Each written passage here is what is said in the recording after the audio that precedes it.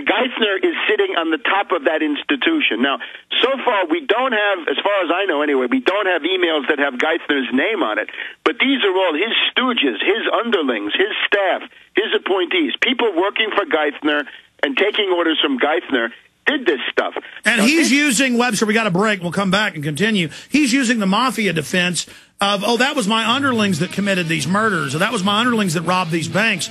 He's saying, I know nothing, though he was setting the policies as the head of the Fed, lobbying for him, and then as the head of the Treasury Department. Then we have the separate issues of them selectively using federal regulators they controlled, seizing competition banks, and then feeding and dumping all their debt into there. I mean, there's just so many crimes they're committing.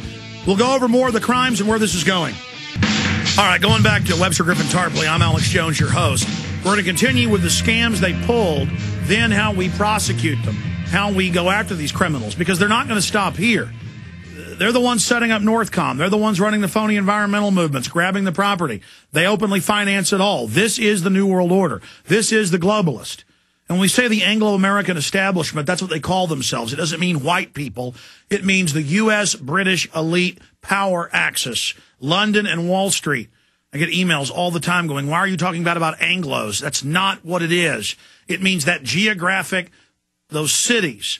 Now, Webster, going back to you here, you were going through Geithner claiming he knows nothing about it, though they've got their people in all the positions. They're setting the policies. He moves into Treasury, continues the 100 cents on the dollar scam.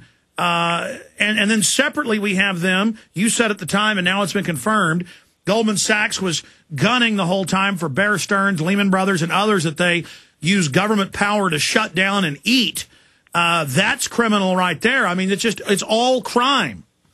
Yeah, I think the most obvious crime right now is a criminal conspiracy with Geithner as part of it to violate the Securities Act of 1933 by deleting information that AIG had proposed to tell the Securities and Exchange Commission, and these filings become public then. Here are the banks we gave the money to, and here's how much they got. $67 billion to these Wall Street banks, London banks, and European banks. And the New York Fed and their lawyers then said, no, don't do that now. Let's not tell that. Now, that's a federal crime right there. So we have an obvious overt act. We have a federal crime, the falsification of a Schedule A filing, which is not a matter of choice. It's something that you've got to do, and these things have got to be done in a timely way, and they've got to be done fully and completely.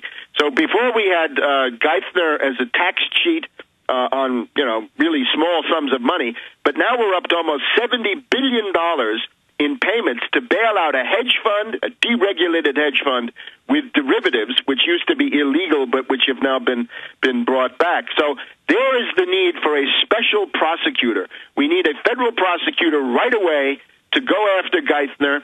He should obviously resign or be fired. And above all, we've got to change the policy. You look at that $70 billion, let's call it $70 billion, that has been given to AIG. The actual amount given to AIG, by the way, is more. It's at least $180 billion.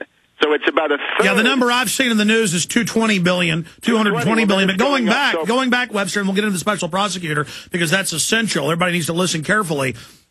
Let's not forget, we have record numbers of the Obama administration that don't even pay taxes. You can't work for the IRS if you have any previous tax problem. But here's Geithner saying, I don't even have to pay because it's some international money he was making. I mean, this is just criminals through and through. Right. This is a criminal gang. I would call this the Mussolini corporate state. Here's a good quote. The liberty of a democracy is not safe if the people tolerate the growth of private power to a point where the private power becomes stronger than the democratic state itself. That is the essence of fascism, the ownership of government by an individual or a group.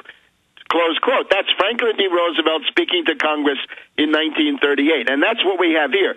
That Goldman Sachs and its cohorts in Wall Street have essentially taken over the U.S. government, and they're squeezing it as a cash cow.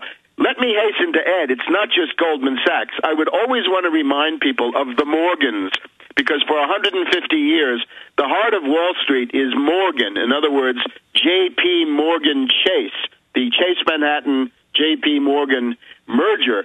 They get as much money or even more than Goldman Sachs, and they take somewhat less political heat. Same thing goes for Morgan Stanley. Morgan Stanley being that other... Yeah, they're the mob bosses back at the palace getting the money, but the men in there robbing the bank at all the key exits, the gang they hired to rob the bank was Goldman Sachs. Right, Goldman Sachs more up front. And, of course, they deserve whatever they get. So I think it's clear that there's been a criminal conspiracy, big violations of federal law. But here's the big thing, I think. You look at, for example, California, right, or New York State. All of these states are now in a tremendous budget crisis, right? Are they going to fire cops? Are they going to fire the fire department? NBC reports they're making DMV, Department of Motor Vehicles, people work free every Friday. That's called slavery. Yeah, well, so here we had $70 billion, and really, it's, as you say, it's about $220 billion, 200 plus at least, billion, that were given to AIG for what? For toxic derivatives, for garbage, for junk paper that's absolutely worthless, that doesn't correspond to any kind of economic wealth or value under the... Okay, stay there, Webster. I want to get into other crimes they've committed, and then how people lobby and push to identify the Wall Street criminals as the literal source, the fount of all of our economic problems, and where we're going if we don't stop them.